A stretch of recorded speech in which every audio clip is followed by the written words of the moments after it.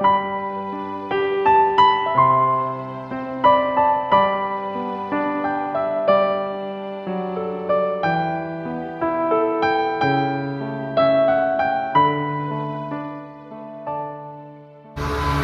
sukacita, salam damai untuk Indonesia dan shalom. Kali ini saya berada di rumah. Saya akan mengisahkan satu kisah perjumpaan Zakheus dan Yesus dalam Injil Lukas pasal 19 ayat 1 sampai 10. Saya mengangkat satu tema, tidak ada yang sia-sia datang kepada Yesus. Ada satu permainan yang dikenal dengan nama komedi putar dorong. Permainan itu berbentuk lingkaran dan diputar dengan tenaga manusia. Masing-masing orang yang mau masuk dalam permainan itu duduk dengan baik dan pegang kuat-kuat supaya tidak jatuh. Permainan itu akan berhenti dengan sendirinya. Nah, ketika kita jatuh, tidak ada yang dapat menolong kita. Teman-teman kita juga ingin menyelesaikan permainan itu dengan baik sampai pada finish.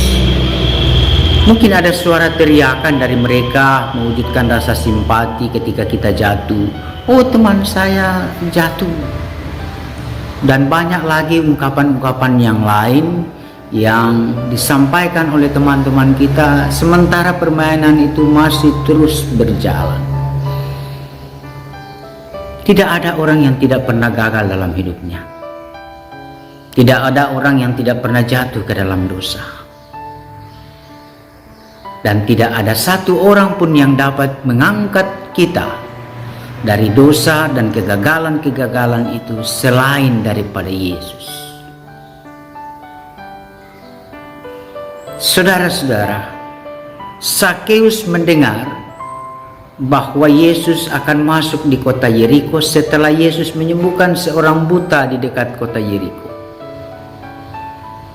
Hal yang pertama yang Zakheus lakukan yaitu ia mengoreksi siapa dirinya di hadapan Allah. Sebab dalam menjalankan tugas dan tanggung jawabnya sebagai kepala pemungut cukai, ia menjalankan tugas itu terkadang di luar dari kehendak Allah. Nah, saudara, pelajaran pertama, kita harus mengoreksi diri kita siapa kita di hadapan Allah. Apakah kita orang yang benar-benar setia dalam menjalankan tugas dan tanggung jawab kita? Apakah kita menjalankan tugas dan tanggung jawab kita itu berdasarkan kehendak Allah, atau kita terlena dengan kehidupan dunia ini? Hal yang kedua yang Zakheus lakukan yaitu ia berlari terlebih dahulu mendahului orang banyak itu untuk menjumpai Yesus. Sebab ia tahu kondisi badannya yang pendek, agak sulit melihat dan berjumpa dengan Yesus dalam kerumunan banyak orang. Pasti ia akan dihimpit oleh banyak orang. Apalagi ia seorang kepala pemungut cukai yang tentu dibenci oleh banyak orang. Tidak diberikan ruang untuk menjumpai Yesus. Nah, saudara, pelajaran yang kedua, bahwa kita harus berlari meninggalkan banyak keberdosaan kita, banyak ketidaksetiaan kita untuk menjumpai Yesus. Kita tidak boleh lambat. Kita tidak boleh terlena dan merasa nyaman dengan keadaan-keadaan keberdosaan kita. Contohnya mabuk-mabukan, pesta pora, persinahan, dan banyak hal-hal yang lain yang harus kita tinggalkan untuk cepat menjumpai Yesus. Hal yang ketiga yang Zakheus lakukan yaitu memanjat pohon. Saya membayangkan tubuh yang pendek memanjat pohon. Kemungkinan besar ia harus jatuh beberapa kali untuk bisa naik ke pohon itu, tapi Zakheus tidak habis akal. Zakheus ini saya katakan dia orang yang cerdik, tidak kayak bisa nakal. Untuk melihat Yesus dengan jelas dia harus naik ke pohon itu. Untuk mencuri perhatian Yesus, ia harus memanjat pohon itu supaya dia menjadi fokus perhatian Yesus. Nah, saudara-saudara, pelajarannya bahwa ada banyak cara kita untuk meninggalkan keberdosaan kita, tergantung dari kita.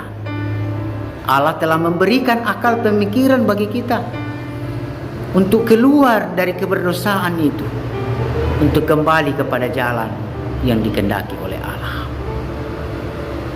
Sakeus berhasil mencuri perhatian Yesus, dan Yesus berkata, "Hai Sakeus, turunlah, aku mau menumpang di rumahmu." Disebut namanya oleh Yesus, dia sudah senang. Dalam hati dia, dari mana Yesus tahu nama saya Sakeus? Saudara, saya bayangkan kalau datang Pak Presiden, Pak Jokowi itu datang, dia loloho, kemudian dia bilang, "Roy, saya mau ke rumahmu, turunlah."